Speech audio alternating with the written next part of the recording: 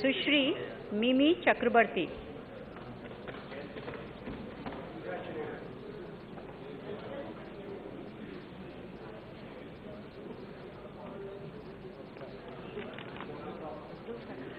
नमस्कार।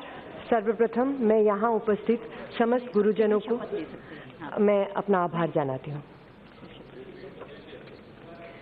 আমি শ্রীমতী মিমি চক্রবর্তী লোকসভার সদস্য নির্বাচিত হইয়া ঈশ্বরের নামে শপথ করিতেছি যে আমি বিধি দ্বারা প্রতিষ্ঠিত ভারতের সংবিধানের প্রতি প্রকৃত বিশ্বাস ও অনুগত্য পোষণ করিব।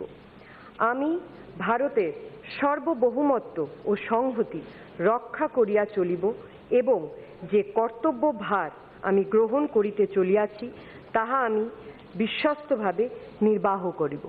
জয় বাংলা, জয় ভারত, বন্দে মাতরম।